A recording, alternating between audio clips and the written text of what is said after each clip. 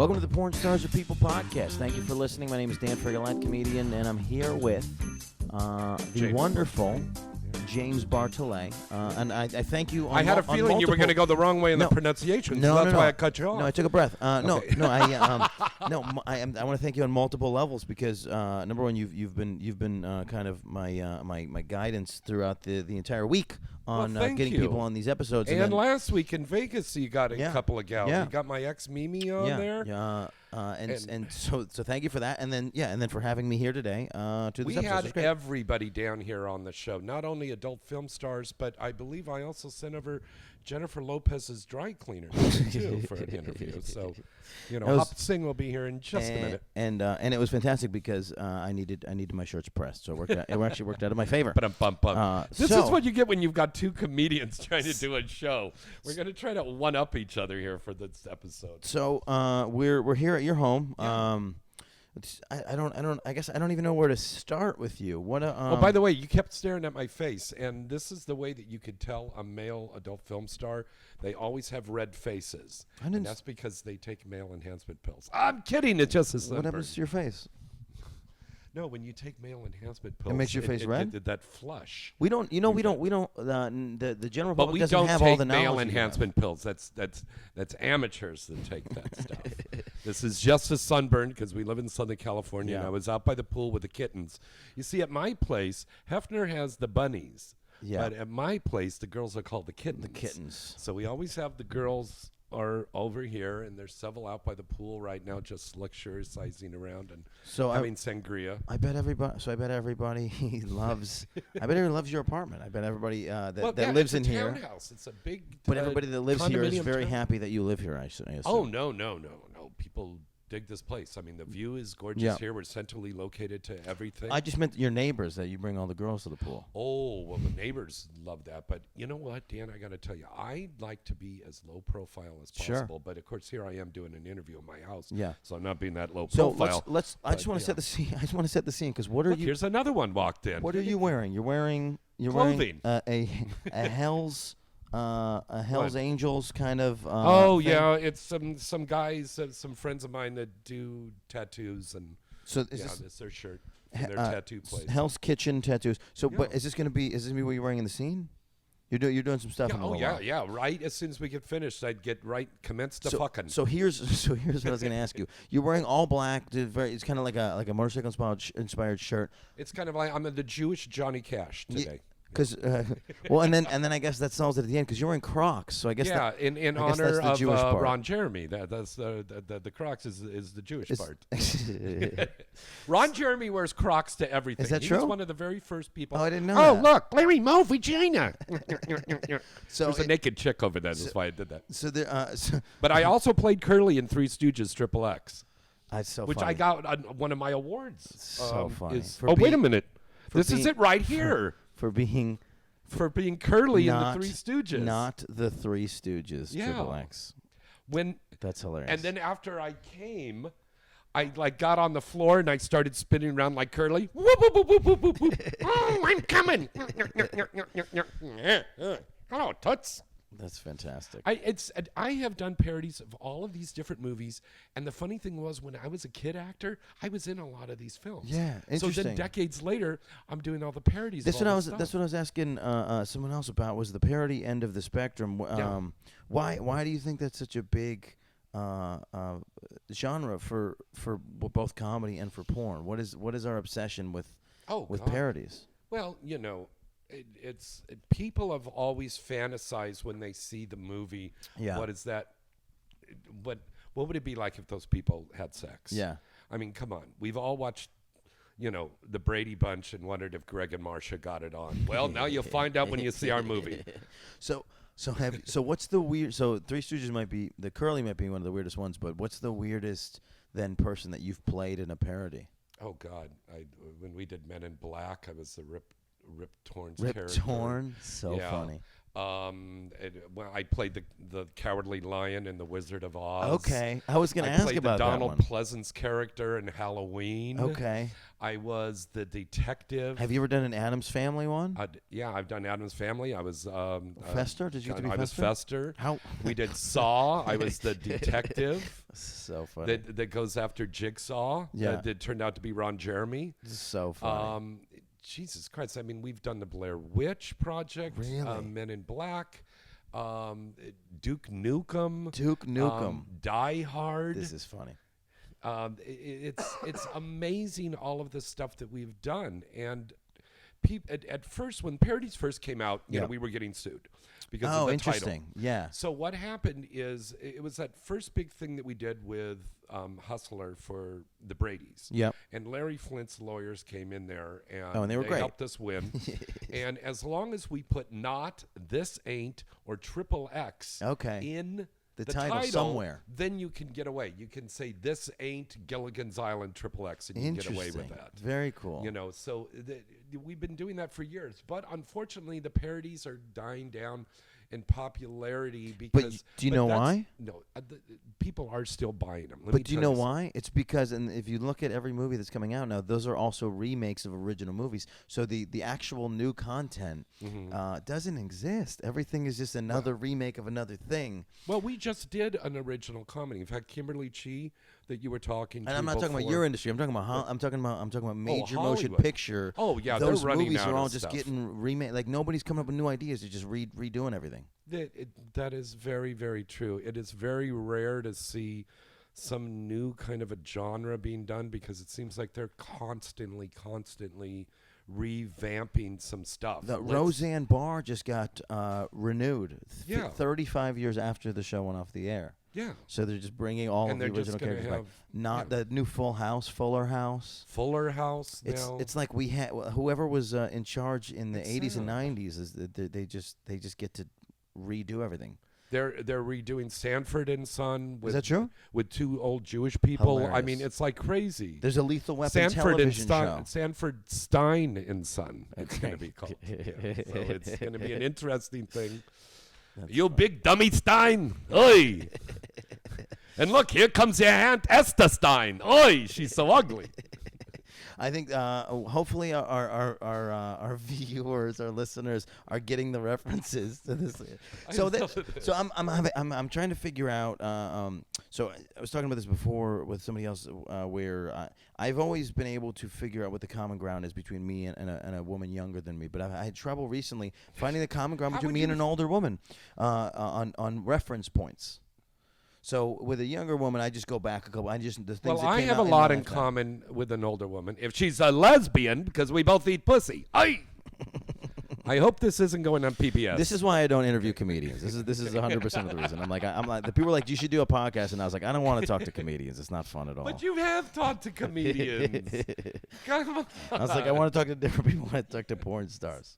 I don't want anybody dropping jokes on this. Anyway, so you want to be the only one dropping the jokes? Hello, Mr. Ego. Hello. So here we are.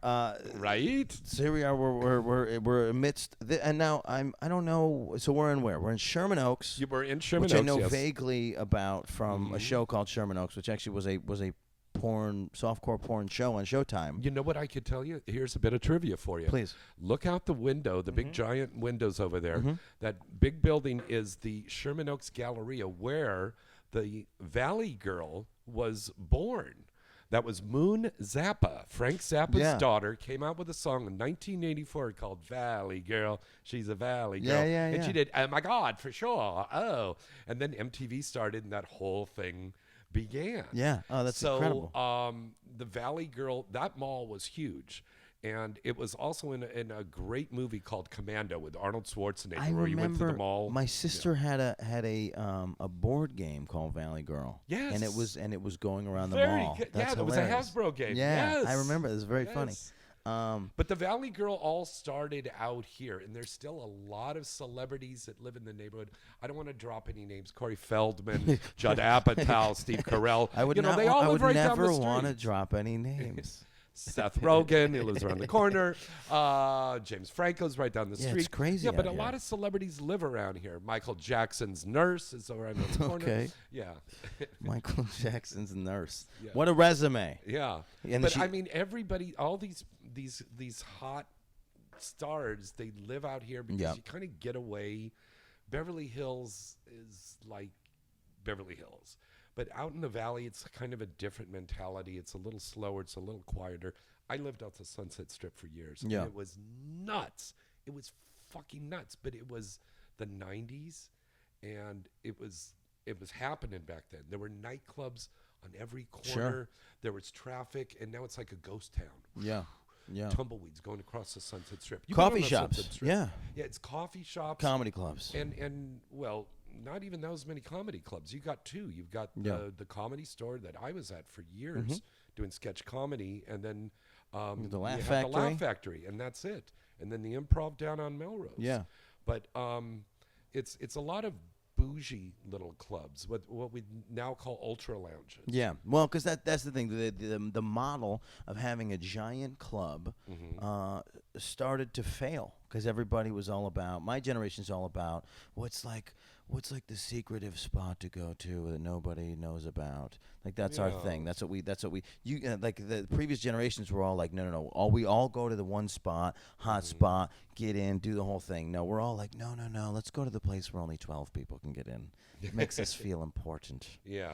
So that's what's happened. And then also there were also a lot of clubs in New York when I got there where crazy things were happening where people were like ODing and they were just taking the people and putting them in like a little OD room. Oh yeah. And they would just stack them up. And then eventually they were like, that's probably not the right move. I don't think we should be doing that. You know, Dan, I went to the original Studio 54. Okay. Tell this story. That's how old I Yeah. am. Holy shit. Because I'm in my 50s, and I went there. I don't remember much, but that Yeah. means I had a good time. It was absolutely incredible. And I always tell the story, so I will tell Please. you and your listeners and viewers Please. about this. I went into the club, and I was doing a show on Broadway, and this was back in the 70s, and I got lost from the girl that I was with. So I ended up somehow I got downstairs into the VIP room. And I was in there, and it was just a smoke-filled room. Yeah. And I heard this voice going, "Come here, little boy. Do you look lost?" And I was like, "Yeah, I'm trying to find my friend." And I told it who it was. And she goes, "Oh, I haven't seen her down here. Why don't you come down here and sit next to me?" So I was sitting down, and she goes, "Oh, don't be nervous." She pops out her tit, and she goes, "Here, have a little coke off Mommy's tit." And I did the coke off of her tit. Okay. And I looked over there, and I go, "There's a weird guy standing over the corner. He's masturbating. He looks like he's paying us." And she goes, "Oh, that's Andy. Don't worry about it." That was Andy Warhol. Andy Warhol. And, then And the whose woman, tit? that was Eliza Minnelli. Hilarious. And Hilarious. I think I was probably the only straight guy that snorted coke off her tits since then. That's she's prob- all that's with the- probably with the- true. with the They're with the worshipers. other guys. Yeah. Oh, but they love her. Yeah. You know, it was like Betty Davis said she always had a lot of homosexual men that were hanging around. Yeah. And they were her friends, but she hated them.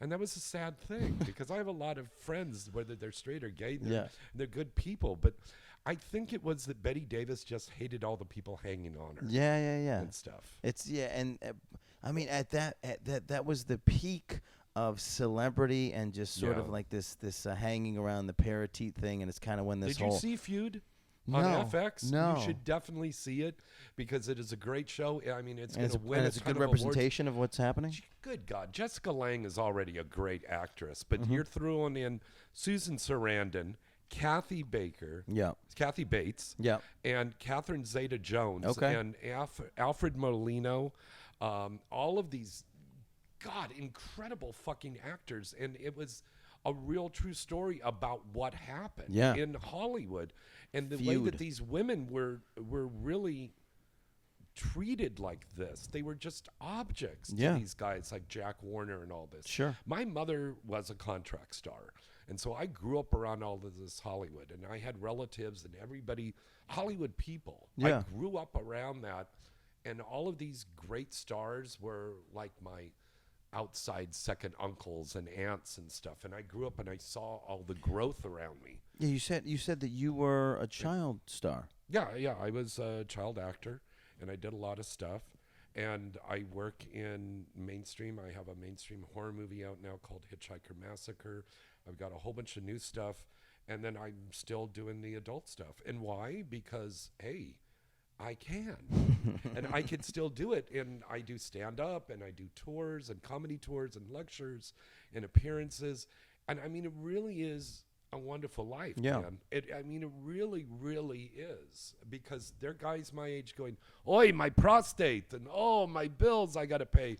And I'm like, is the chick clean? Did she get her test? Did she wash down there? Did she douche? Okay, we're good to go. I get to go to work. Any job that you can go to that you love and you go to happy, then that's a great job for you to That's what do. we were saying before. The first time I got paid in comedy, it felt like I robbed somebody because they gave me money for the thing that I I'm heard you saying obsessed that. with. God bless you. It's incredible, and Isn't that great? I hope for anybody else to have that same experience. And I love meeting motivated people that do that. That's what they care about. You know, Yeah. I'm in New York, so I meet a lot of guys that went the other way. They No, chase I the lived money. there. I lived in They New chase York. the money first, and then they kind of have to deal with the work. But you got the hustle over there you got to do, Yeah. right? Yeah. I mean, I was constantly hustling, but I was stressed out. And so by the time I was 20 years old, I was ready to come back to Los Yeah. Angeles because I had high blood pressure. And I Oh, was it's all like, stress. Like I was freaking the fuck out Yeah, because I'd been there for like 4 years working my ass off as a kid. And Yeah. I said, I got to slow down a little bit, but not that I'm so... Everybody thinks you come to LA and it's like, oh, I'm going to do yoga and I'm going to smoke weed. It's a and kick little back. bit like that. Just a touch. I mean, people do hustle, the people that get their Yeah, work for done. sure. And there's a lot of us that are very motivated to do things.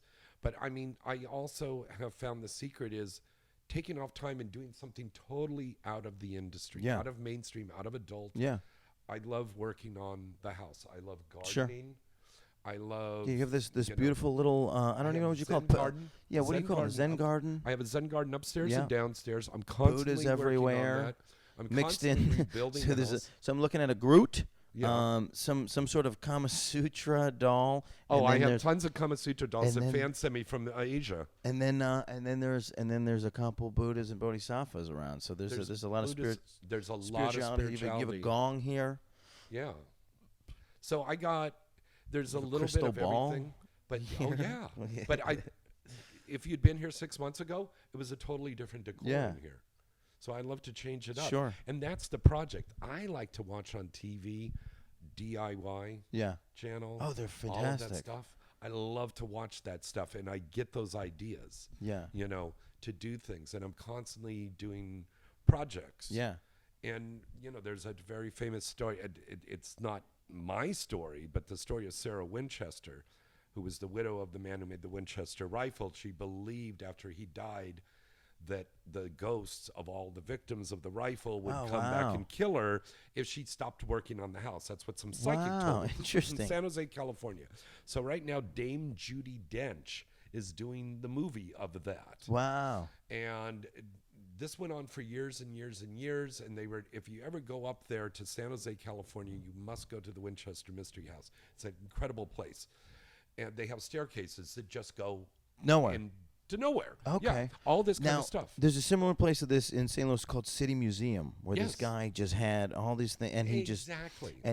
just kept building. I don't know if he was his background was an architect, but it's just all this crazy. He's got planes. He's got school bus on the ceiling that kind of hangs off the the edge of the Yeah, yeah. building. It's just a Yeah. fantastic, and it's such an I don't know. It's a jaw dropping experience because it never stops. Like there's like. You can Oh, be yeah. there for hours and hours, and there's always more things. But you know what the funny thing was? She did stop after years and years and years. Did of she get murdered by ghosts? Is that how she died? She stopped for Spoiler 1 hour alert. because the workers were like, please, we've been going nonstop 365 days and no break. So she said, all right, you get to have an hour off. And in that 1 hour, She went like that. Come on. I'm not kidding you. This Look is it real? up. Wow, Look it this up. is Why would I fantastic. make something like that This up? is fantastic. I got to fuck you in a minute. I make this stuff I got up. all these awards. Why would I make up this Why'd I story? make up this huh? stuff? I'm not over here making up stories. I got 2 Asian chicks in schoolgirl outfits waiting for me upstairs. This is very I true. wish that was an exaggeration. It's not. It's not an exaggeration. No, it's not. And then I have to finish, after I finish fucking them, then I got to take another one to the movies. Then I got to come back, got to pick up another one at the airport. Then I got to come back, and then I got to finish painting the bathrooms and remodeling and putting new glass doors in. And I got to get all that. So I'll be at Home Depot. So tonight is DP and Oral. Yeah. And then And then tomorrow is Home. DEPO. Yeah, then it's DEPOT, sorry. Home Depot. Sorry. And Lowe's and Osh. Yeah. I see. If I get a plug-in for Osh, they give me a discount every time I mention shit. it when I do interviews. Check out. No, I'm Osh. kidding. I don't know. I don't know what Osh is. We don't have Osh out here. So, Yeah. checked out. Yeah, we checked. I had to check Don't out be Ralph's. nervous. People, Don't be nervous. Oh, I'm not nervous. Okay. So we checked out Ralph's. I had to check out Ralph's because people are fanatical Ralph's about the Market? grocery store. Yeah. So somebody tweeted me when I got out here. They're like, because I'm from upstate New York and we love Wegmans and we're like obsessed with Wegmans. Somebody tweeted me and they're like, how does Ralph's compare to Wegmans? And they were like, Muha. And I was like, I don't even know what that is. I got to go check out what this place is. So you went to Ralph's. So I went to Ralph's.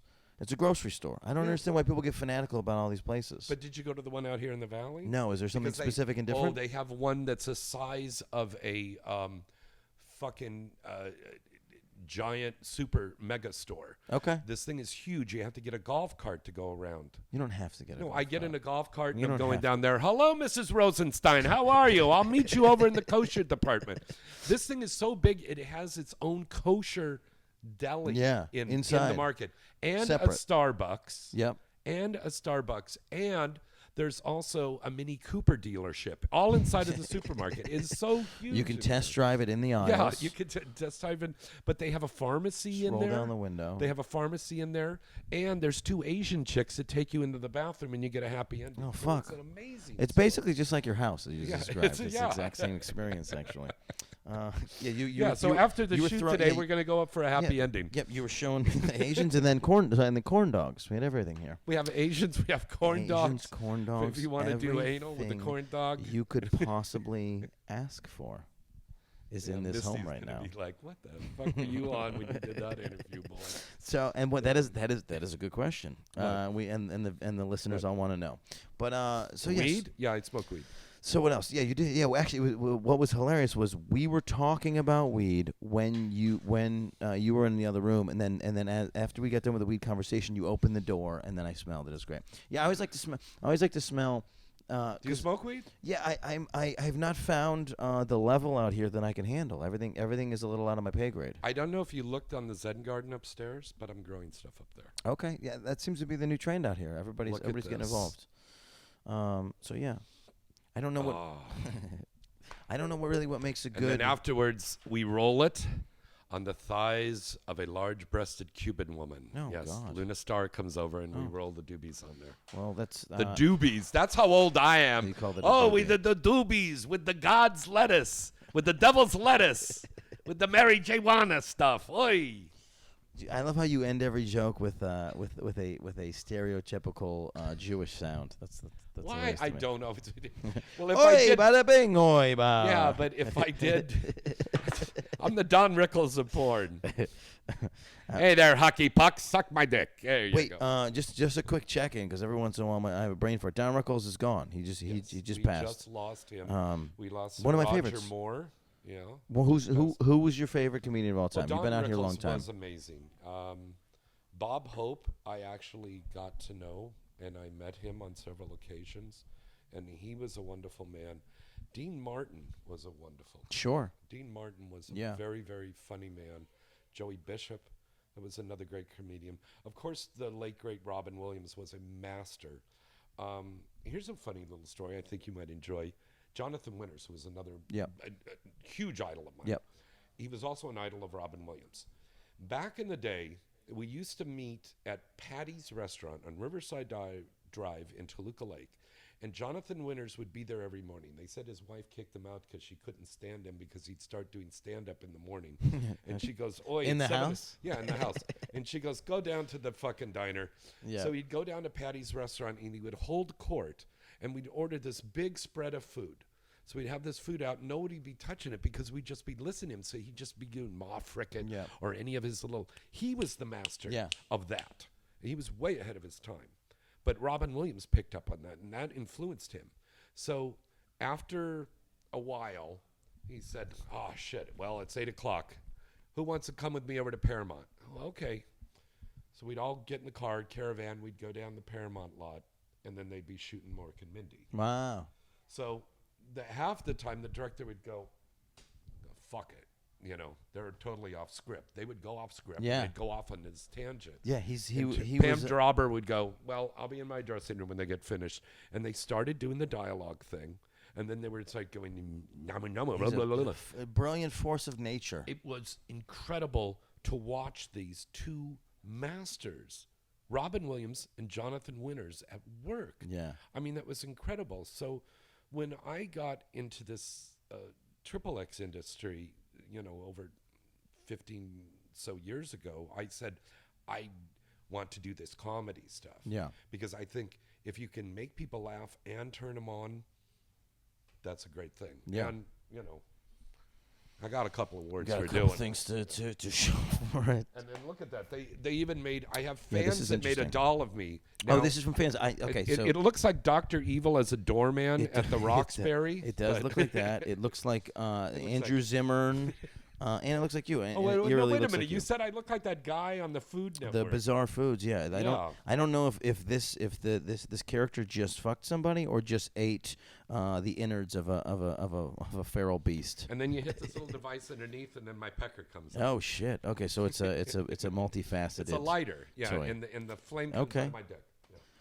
It's I wonder. And then here's an orchid. You squeeze the bottom, and it shoots on you. So you That do is this an old for a pop that is an shot. old school reference. That is an old school reference. Don't you want me, baby? And then you go. Yeah. I think the last time I saw a squirting flower was in the original Batman when he sprayed acid on people. Cesar Romero. Oh, Cesar Romero. Yeah, it was Cesar Romero's character Oh, because he was the Joker. Oh no, yeah, no. I was thinking of I go to Nicholson. Oh, the movie. Yeah, the movie. Yeah. See, I'm a purist. I think of the series. Yes. Well, if you Now, were a purist, we would be talking about comic books. Yeah. Well, that's and But you then, know, but I then make a again, lot we of are. movies. But then again, we are in Hollywood. I make a lot of movies for the maestro, Axel Braun, and he stays true to the comic book or to the original Yeah. thing. So when we did Spider-Man, when we did Batman, when we're now doing the Justice League. When Oh, this is the parodies. yeah, and we stay true to that. Barbarella. Oh, interesting. All of these things and stay true to all of those things. We did Iron Man, and those parodies are still selling. Yeah, for sure. Because there's all those. Because those are the comic most book successful geeks out movies there. right now. Yeah. We go to Comic-Con and we get more mobbed than the guy from Firefly. Yeah. Or something. Well, I don't or know the guy from from Firefly, but Doctor yeah. Who. Yeah. You know, one of those shows. Oh, the originals. Yeah, yeah. That's Yeah, hilarious. yeah. So they show up there and they go, okay, $10, sign a thing, $10, Yeah. thing. They don't care to talk to the fans. And we get down there and we're dressed up. I'm Doc Ock from Spider-Man Right. XXX, and the fans are going nuts, and I'm stopping to take pictures with them. And then you go to these mainstream things, and they got June Lockhart from Lost in Space, and the kid goes, "Here, sign that," and she goes, "That's $100." And the kid's like, "What?" She won $100 for an autographed Yeah. photo. And I was so pissed off at that. Her and Billy Mummy and stuff charging so much money for an autograph. But I'm thinking like, oh, maybe they don't have any cash. yeah. So that's the only time that they're making the money. So now they can Is go the conferences, yeah. and get some cat food and a box of Twix, and they could eat for a week. Wait, which Oh, one are I'm they so- eating? Are they eating the Twix or are they eating the cat food? No, they're giving the cat food to fatten it up, Okay. and then they kill the cat on Sunday, and they have the roast for the rest of the week. Oy. That's so bad. So I can't funny. believe I did that. Listen, I'm an animal rights it's lover. fine. It's I fine. do Vice is Nice.